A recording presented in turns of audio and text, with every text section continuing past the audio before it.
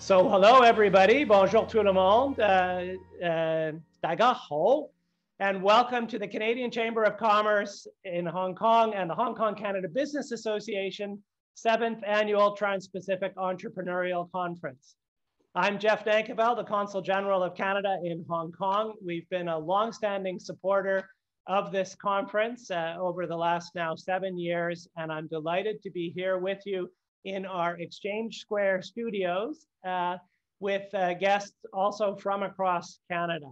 I'd like to extend my congratulations and thanks to the organizers of the conference. We are all learning that when we can do events virtually, obviously we'd all like to be together in the same room, but it does enable us in some cases to reach a lot more people, and that's important to us. And so I'd like to welcome our guests here in Hong Kong, also from across Canada and wherever else you may find yourself in the world. Thank you for joining us. This is our session 2 of today's conference, and we're talking about incentives to support your business and investment in Canada. I have the privilege of being the moderator, and we have a great lineup for today's session. So let's get straight to it. With me here in the Consulate General Office in Exchange Square in Hong Kong is Kimberley Cole, who is the Global Head of Sales and Marketing for Lynk Global. Welcome, Kimberley, and we'll get back to you in just a second. We're also thrilled to have representatives from across Canada, from 3 provinces, our provincial investment agencies. I'd like to say a big welcome to a recently former resident of Hong Kong, Ron Hoffman, who in addition to continuing to be Alberta's senior representative for the Asia Pacific Basin, is now the Chief Operating Officer of the new of Alberta's investment agency, Invest Alberta Corporation.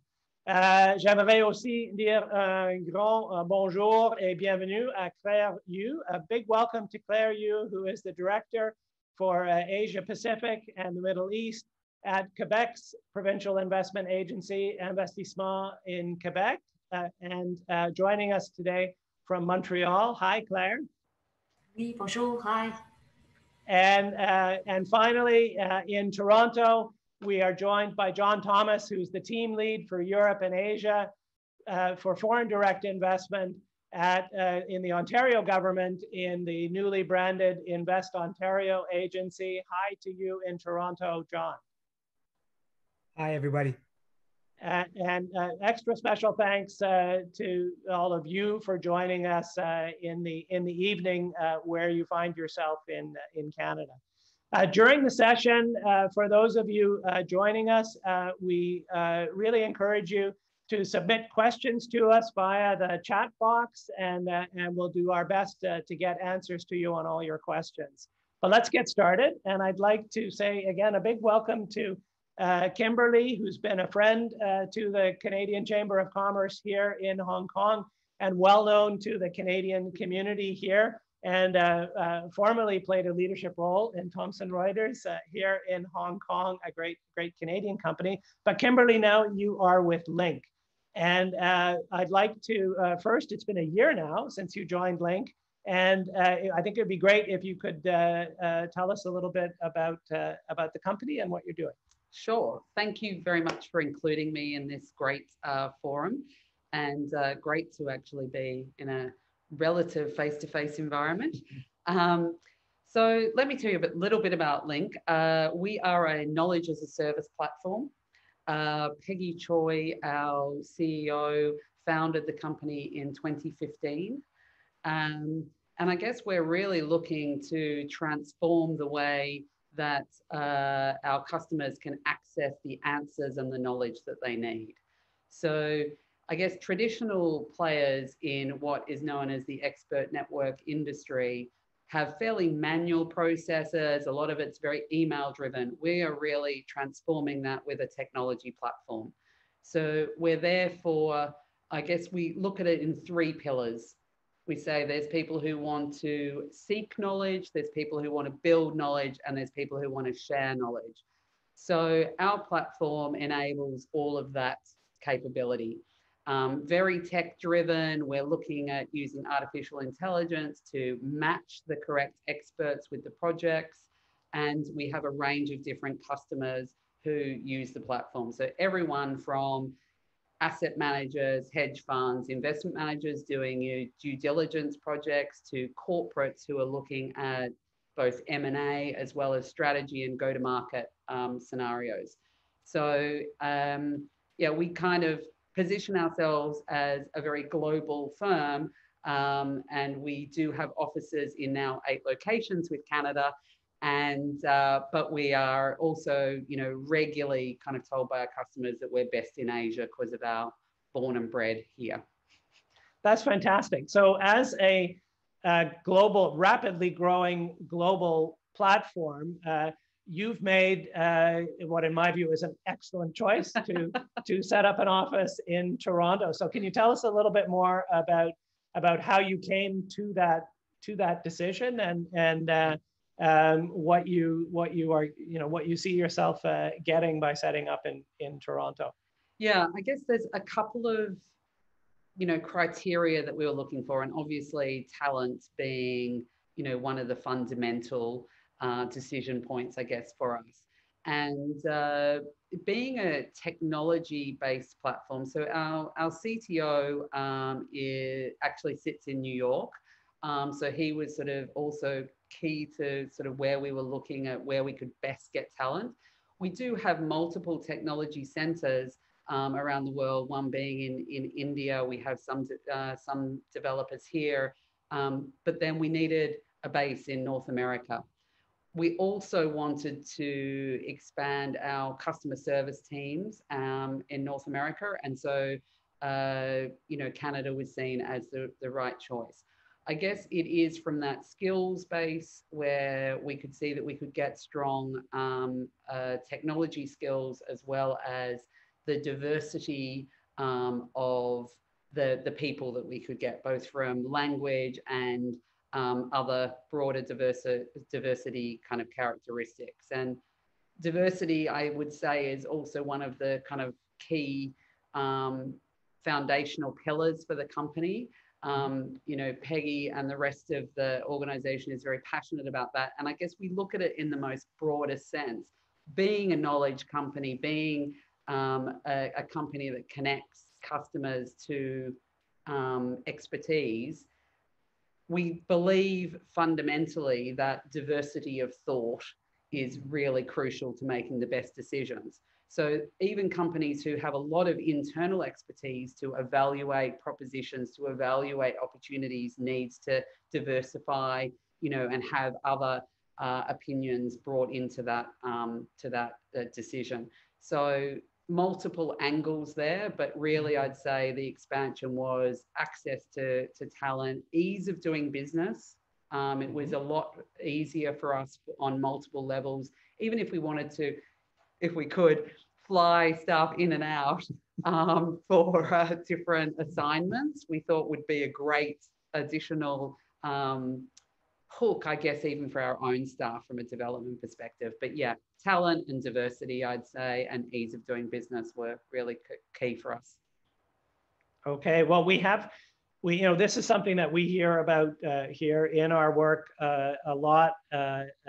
It often comes back to our immigration measures in Canada, the open stance we have for immigration, the concierge service for investors who are setting up a business, who have a business, to be able to get a quick decision on work permits, and the fact that it's a very welcoming social environment for immigrants, to come to Canada, and people know that. I'm sure we'll hear more about that. And I should say thank you also to the Toronto Global team, were fantastic as well in helping us. Even with our press release and all of those kind of things, it was brilliant. So thank you very much. Well, we're delighted to have you now growing your platform in Toronto. We do have, so we've got a question from the audience for you, Kimberley. Now that you have opened in Canada, what advice do you have for other companies who would be thinking about establishing a presence in Canada? I think it's, you absolutely should explore Canada as an option, especially given all of the things that I said around, skills base, certainly on the technology front, but obviously more broadly than that as well. Even from my past experience at Thomson Reuters, we had a very big innovation hub there as well. And that was always, great. That was in Waterloo. And, so I think there's some great opportunities. And also, as I said, just really that support that we also received from, both the team here as well as the team in Toronto. It's definitely a great, option for global businesses. Well, thank you very much, Kimberley. I'm sure there will be other questions. And we look forward to pursuing the discussion with you. And thanks a lot for joining us. Now it is my pleasure to turn to our next panelist, Ron Hoffman, who, as I mentioned, is the Chief Operating Officer of the new Invest Alberta Corporation.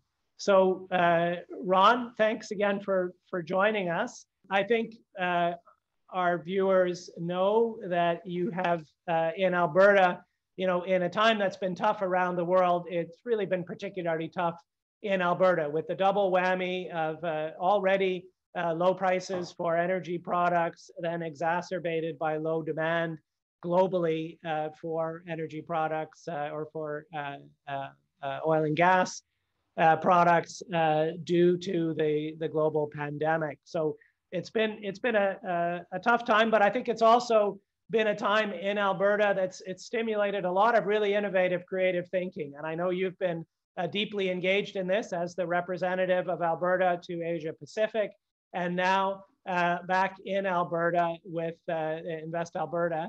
And it would be great to hear from you about the steps that are being taken now by your agency and by the province to attract foreign direct investment to Alberta in 2021.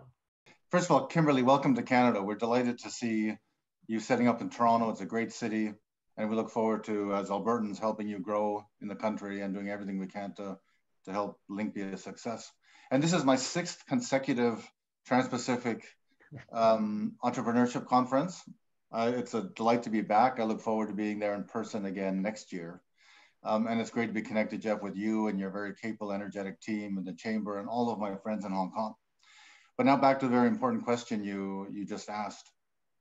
Look, I mean, Albertans have been talking for many years about the need to diversify, to modernize, to better reflect or better align our policies and actions with the changing world.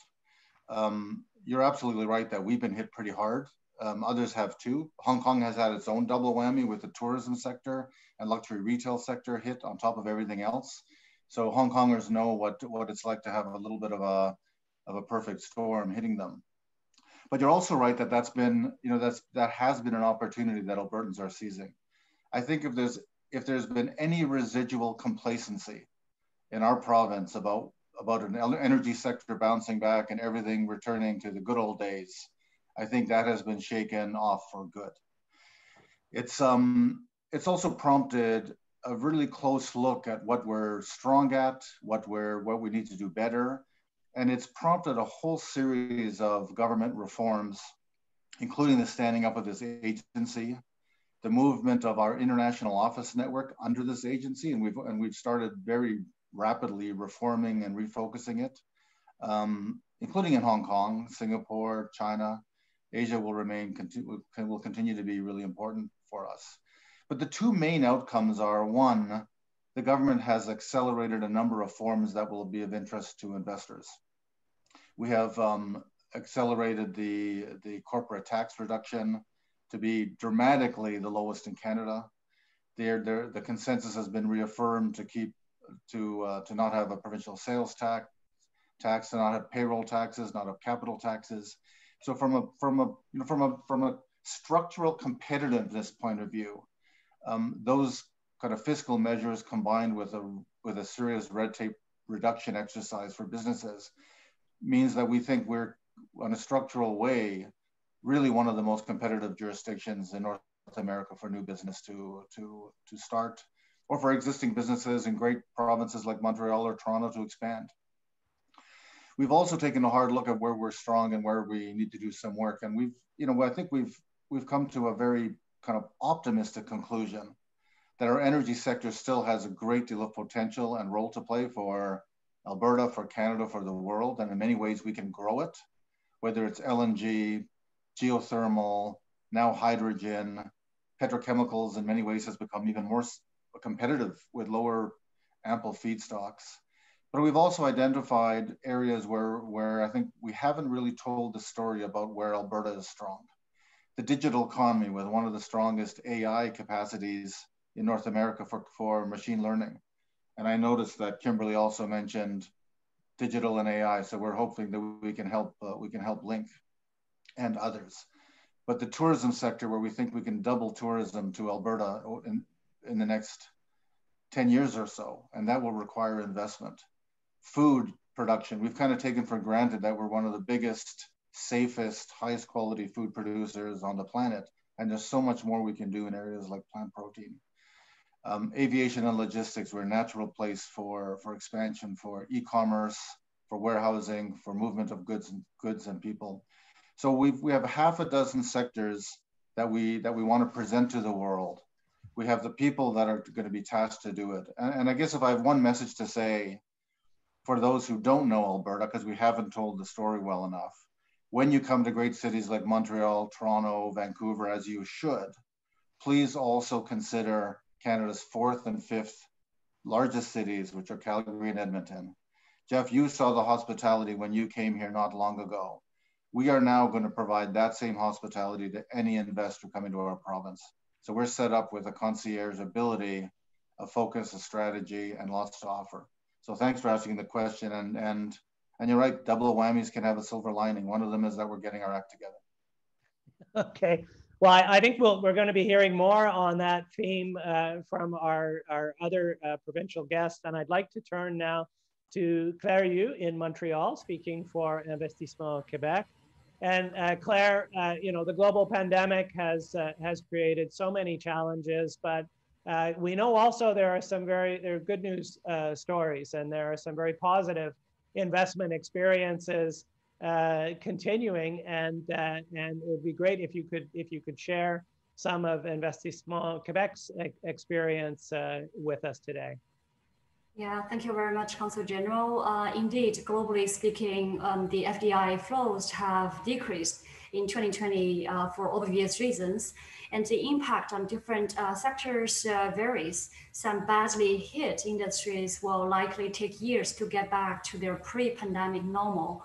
However, some other sectors, such as IT in general, video games, digitalization, cybersecurity, life science, and transport and logistics, have benefited from significant growth. Let's take video game, for example. Like video game had a huge year with more people than ever buying and playing games during lockdowns. And the video game industry revenue globally grew so much during the pandemic that they exceeded sports and film combined. Yeah. The province of Quebec, and especially the city of Montreal, being Canada's gaming hub and top 5 game development cities in the world, along with Tokyo, London, San Francisco, and Austin, has received indeed an impressive number of FDI, foreign direct investment projects, into this industry in Quebec in 2020, including setup of new studios and expansion of existing operations. And it was a very nice surprise that we were seeing more and more players coming from Asia Pacific region, including further expansion of a Japan-based video game studio called Square Enix, expanding beyond Montreal to a second-tier city in Quebec called Sherbrooke, and they're employing a total of close to 1,000 people in the province of Quebec. And we were very glad to receive 2 new studios set up from Singapore. One is Virtuos, and the other is Phoenix Labs. And in the coming weeks and months, we're expecting to announce several more from mainland China. So why these companies have decided to set up in Montreal and Quebec, I think primarily, as actually Kimberley mentioned in her sharing, is the attraction of talent pool that we have in Canada, in provinces and cities like Montreal. Like for the video game sector in particular, Montreal and Quebec is renowned for the expertise and the creativity of the talent pool.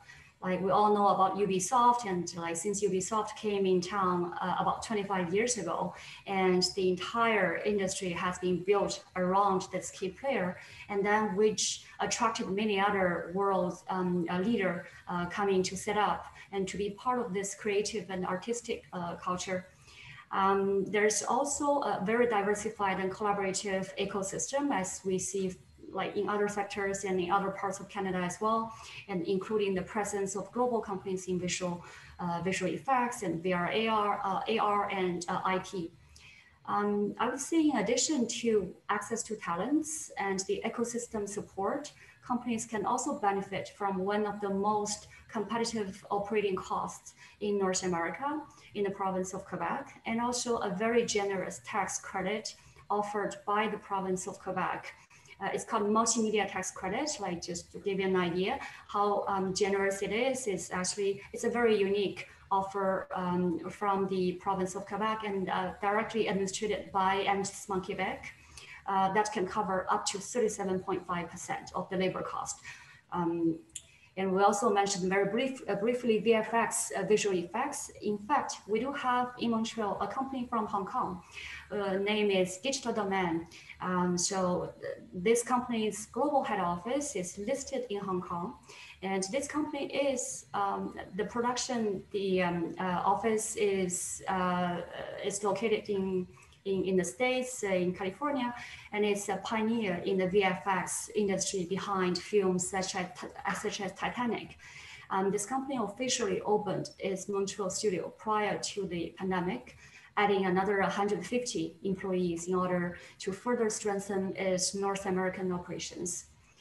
Of course, video games and VFX are not the only sectors of strength of our province, and Quebec also stands out in other areas such as software development, cybersecurity, and AI. Indeed, a highly promising investment destination for global tech companies to further explore.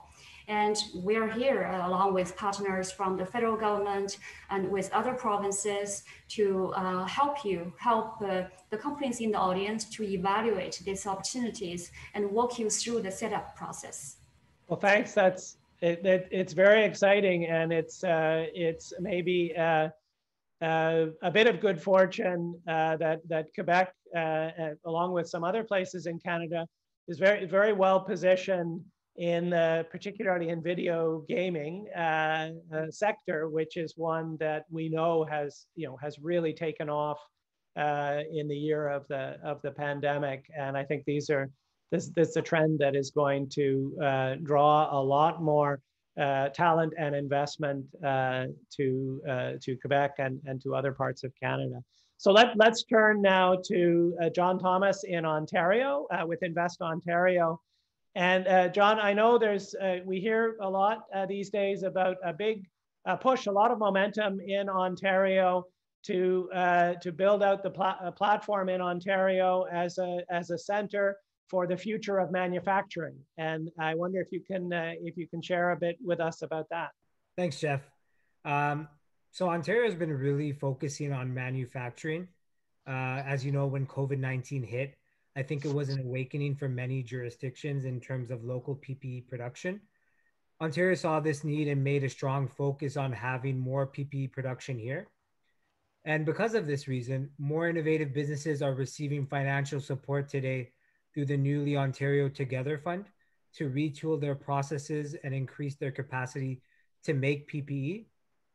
To stop the spread of COVID-19 and keep people safe, the Ontario government launched a new $50 million Ontario Together Fund to help businesses provide innovative solutions or retool their operations in order to manufacture essential medical supplies and equipment, including gowns, coveralls, masks, face shields, testing equipment, and ventilators. Ontario worked closely with businesses across Ontario such as the Automotive Parts Manufacturers Association, to ramp up production of ventilators to meet the need in Ontario and other parts of Canada. Actually, two examples of companies who are receiving support. The first example is South Medic from Barrie, Ontario, a medical device manufacturer that distributes to more than 60 countries around the world. The province is providing $1.8 million to help the company re-engineer and retool its current production and purchase new molding equipment. With its new equipment, the company will be able to double its output and also triple its output of ETCO2 masks. The funding will also allow the company to reorganize its production facility and to allow for physical distancing. The second company I wanted to mention was Sterling Industries, which is based in Concord, Ontario. It's a contract manufacturer and assembler of medical devices and subcomponents. The province is providing over $1 million, which allows the company to increase its output of face shields from 200,000 per week to more than 1 million per week. This increased capacity would help Sterling Industries deliver 10 million face shields to Ontario health networks more quickly. As well, we've seen a continued increase in manufacturing opportunities in various sectors, such as the life sciences industries with Roche's new $500 million investment, and the automotive sector with Ford and GM. Also in November 2019, Ontario launched the new Regional Development Program, which will invest more than $100 million over 4 years. The program will provide performance-based loans to small and medium-sized businesses operating and expanding in Eastern and Southwestern Ontario. And lastly, through the recent Better for People, Smarter for Business Act, Ontario continues to lower the regulatory burden of red tape by introducing further red tape reduction bills to the legislature 2 times every year, because we want Ontario to be even more cost effective and efficient to help our companies succeed. So in short, the pandemic has not slowed down manufacturing in Ontario. Ontario is committed to help companies manufacture here and ramp up. Terrific. Well, thank you. Thank you very much for that. And we'll go to a new round of questions. And this time we'll start with Claire in Montreal. And I want to ask about transportation technologies. And you know, Quebec over the years, with its fantastic endowment of hydroelectric capacity and cheap electricity, has been at the forefront of working on transportation electrification projects over the years. And along with California, I understand Quebec has the highest rate of electric vehicle adoption in North America. And with all of those assets, Quebec seems to be uniquely positioned in areas like lithium-ion batteries and other electrification initiatives. And I wonder if you can share with us a bit more about that. Sure. Thanks, Jeff. Yeah, definitely, as you mentioned, Quebec has been working very actively in the past, many years to electrify its transportation system for economic and environmental benefits. And Quebec is indeed ideally positioned to produce lithium-ion batteries with low carbon footprint. The Quebec government has actually made the development of this sector, the lithium-ion battery sector, an economic priority, and concrete actions have already been taken to move forward to build this the new industry, the industry for future years. So in this context, Antisman Quebec, in English in US Quebec, and Hydro-Quebec, who is the Quebec's hydroelectricity power producer and also an R&D powerhouse for renewable energy technologies, are mandated to form a task force focusing on partnering with the world leading EV battery manufacturers to build a clean, traceable, and circular battery value chain in Quebec. So just to highlight some of the Quebec's unique advantages in the EV battery sector. First of all, we have in Quebec access to critical battery minerals. Quebec is blessed with rich natural resources needed for battery productions, such as lithium, graphite, nickel, cobalt. In fact, in Quebec, we have the 3rd largest lithium deposit in the world. And then we're blessed to have clean energy. 99% of our energy are hydro, clean, renewable, and very reliable. And we got a nice problem to deal with in Quebec is we have surplus of electricity. So that actually enable us to have a very, one of actually the lowest electricity cost in North America. And thirdly, as Canada is very well known for R&D, and in particularly for the battery technology in Quebec has a very long-standing expertise in developing lithium-ion battery materials. We got a National Research Council of Canada, a federal organization. They set up research centers to develop and support the Canadian value chain, but also we have, in particular, Hydro-Quebec's, the Research Institute. It's recognized for its expertise in batteries with more than 800 patents and probably 40 licenses held in the past. Also, I think the such significant and strategic projects in Quebec and in Canada will benefit from significant and generous financial support from not only the provincial government, but also from the federal government as well. For a project like this, we're talking about Strategic Innovation Fund at the federal level. And at the provincial level, we got, given the strategic importance of this project, there is a very generous envelope already budgeted, like in order to financially support these projects. So the financial support can come in different forms, and that will come back. I will just add a little note on Invest Quebec, because in addition to Economic Development Agency, Invest Quebec actually has another mandate. It's a financing corporation. It's a financial arm of the provincial government. So on behalf of the provincial government, Invest Quebec manages investment funds and also a variety of different financing solutions, including loans, loan guarantees, subsidies, and also some fiscal measures in order to support strategic projects like this. So if a company coming from, let's say, Asia, and who has been seeing significant growth in the past in the EV industry, and Europe and US coming to set up battery manufacturing plant in Quebec, can benefit from the support such as up to 25% of the CapEx and some the tax holidays on the corporate tax level as well.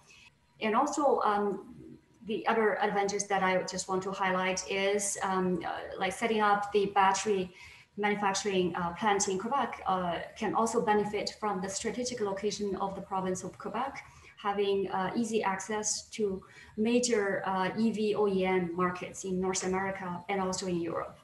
Yeah. So since last fall, the battery committee composed of Invest Quebec and Hydro-Quebec has been building relationship with a number of international players around the world, and some Asian companies excel in the process, with no doubt.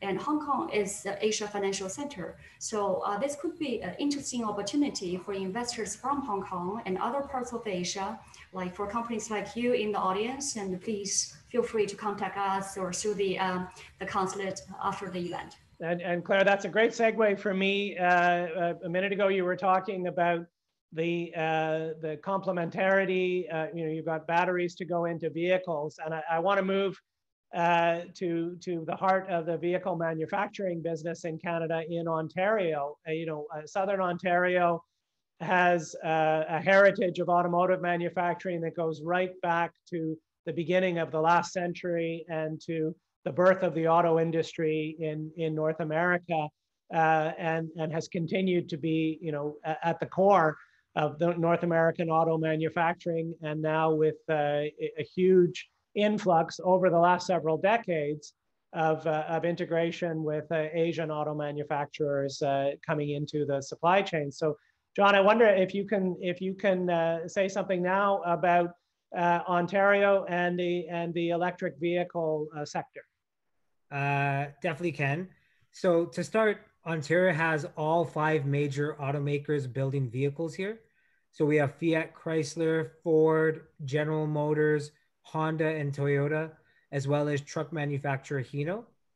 The province's vehicle assembly facilities are supported by a supply chain of over 700 parts firms and over 500 tool, die, and mold makers. Ontario is also home to more than 250 companies and organizations active in the development of connected and autonomous vehicle technologies. Ontario is doing some great things here in the EV space. Over several months, we saw automakers pledge nearly $5 billion in investments with upgrades to new technologies for facilities across the province.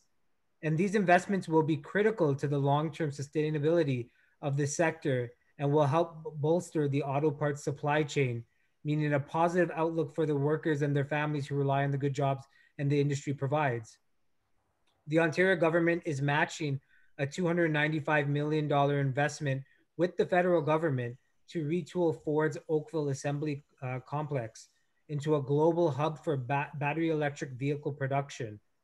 This $1.8 billion investment represents one of the most significant investments in the province's auto sector in a generation.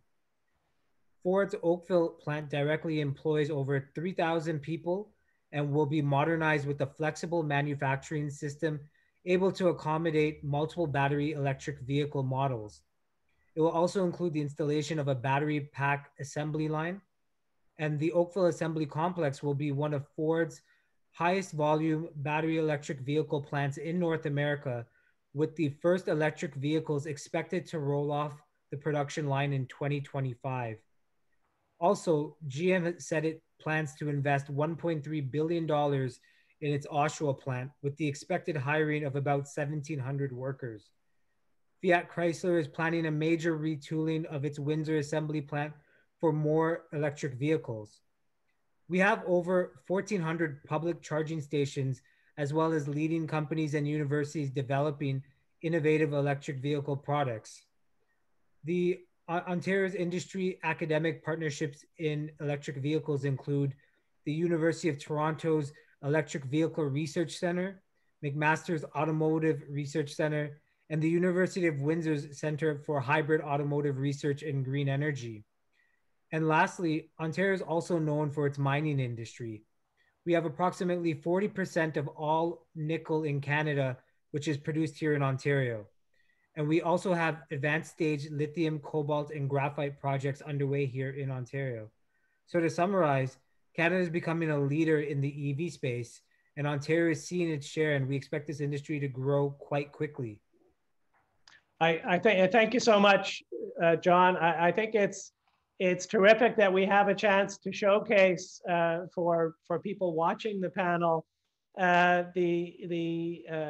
to reframe the image that people, particularly in Asia, have of Canada and of the Canadian economy, because it's not well known, what a manufacturing powerhouse we have in Canada in the auto sector. But there's other areas as well where I think the story for us today is about letting the world know that the Canada of today is not the Canada that they may have in a cliche in their minds. And that it gives me an opportunity to turn to Ron in Alberta, a province that has been known as an energy superpower.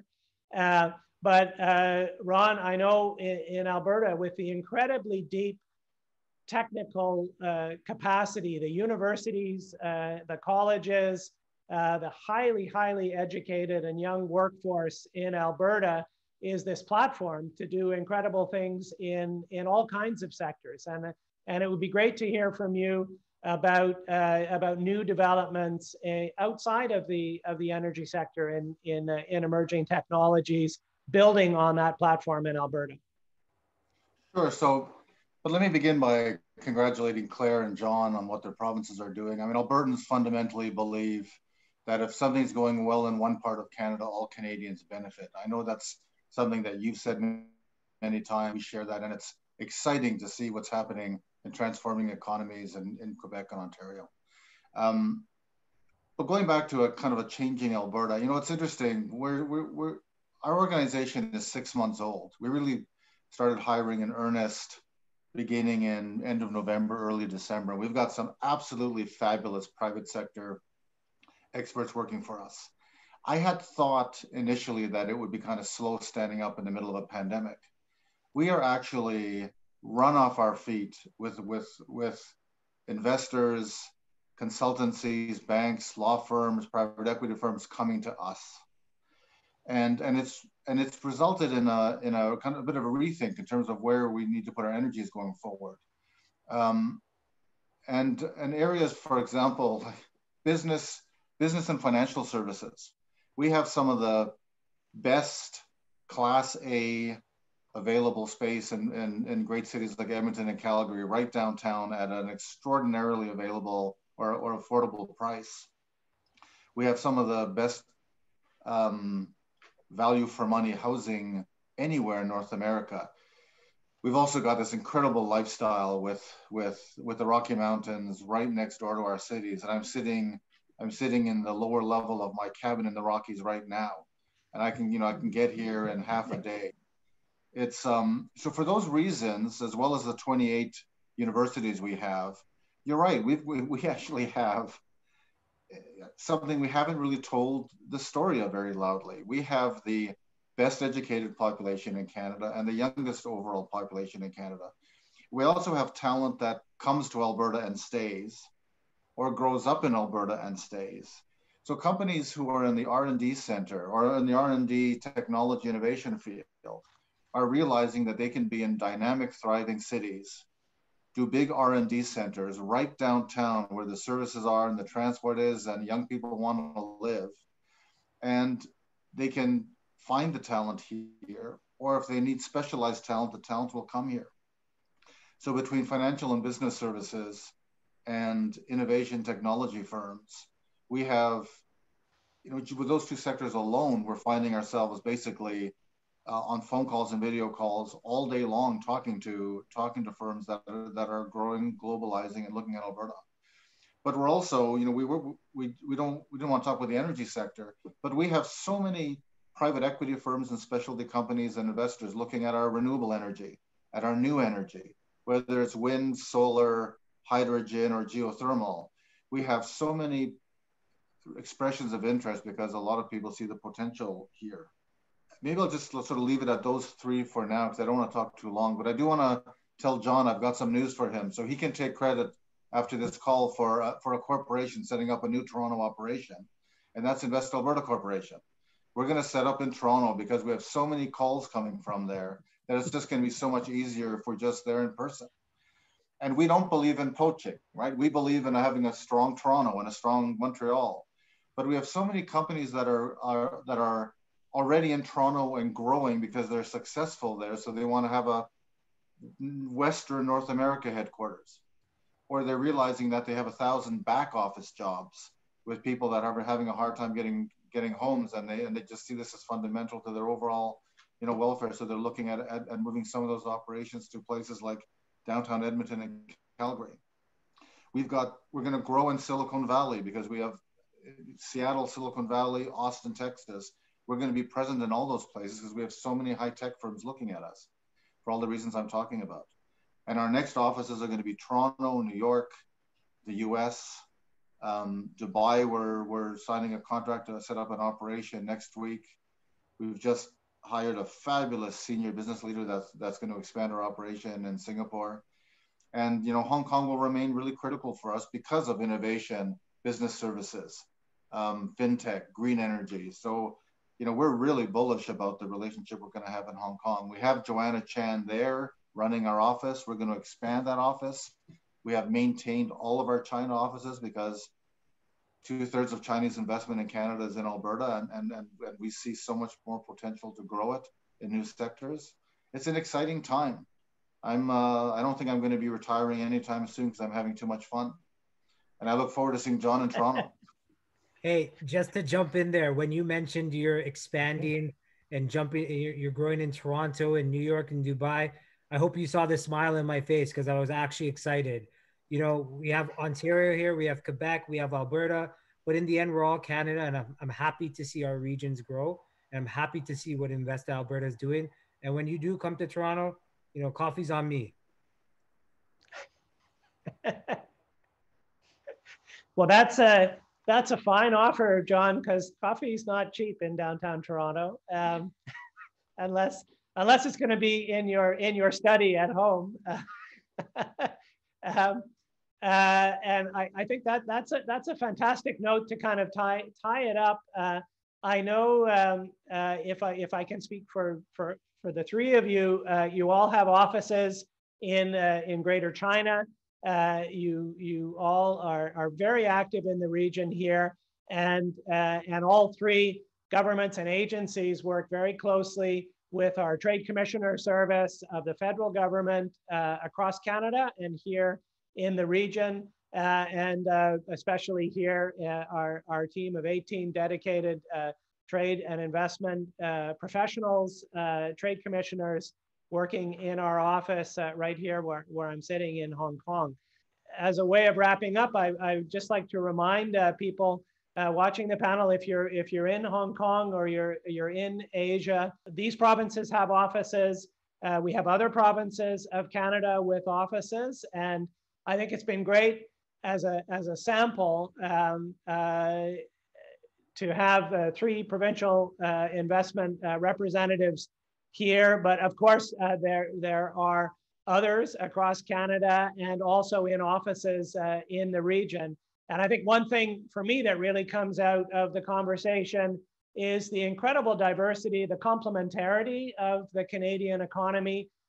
Several of the panelists mentioned the locational advantages vis-a-vis the North American market. So remember, Canada sits, our major cities in Canada are extremely well connected to the heart of the larger North American market. And in fact, there are points in Canada that are actually the closest logistical route to get into North America, whether we're talking about ports in northern British Columbia, the Edmonton Airport gateway into North America, or ports in Quebec and other parts of the country, that Canada is really at the heart of a North American market, which is a free trade area, which has almost 500 million consumers in it, and a deep, rich, and broad manufacturing and services platform. So it's been great to hear from each of you. I will say again, on behalf of our team here at the Consulate General, that we stand ready here to assist anyone in the market here who has questions about the range of opportunities across Canada for investment, to set up operations, to start up in Canada, or to expand your business in Canada. We also have a relatively new federal government agency, Invest in Canada, that has a mandate to work with each of these agencies and the other agencies across the country, including our city government agencies, who are really key players in this. And we can connect you here in our office with our colleagues in Invest in Canada, and they can really help to provide you with the service that you need to take advantage of the opportunities offered by investing and building your business in Canada. Alors, je vais terminer par là. I'm going to finish there with a big thanks to Kimberley Cole, who's still with me here in our Hong Kong studio, and to Claire, to John, and to Ron across Canada. Thank you so much for joining us, and to all of you at the Chamber and at the HKCBA. Thanks for joining this panel. And for me, Ron mentioned how many times he's been. For me, it's my 5th time participating in the Transpacific Entrepreneurial Conference. I'm very excited about today's events, and I encourage you to join the other sessions, and we are available to follow up on any and all questions and needs that you have.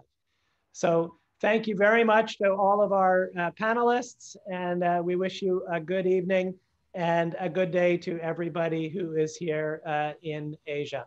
Merci. Doje daga. Thank you. Bye-bye. Bye.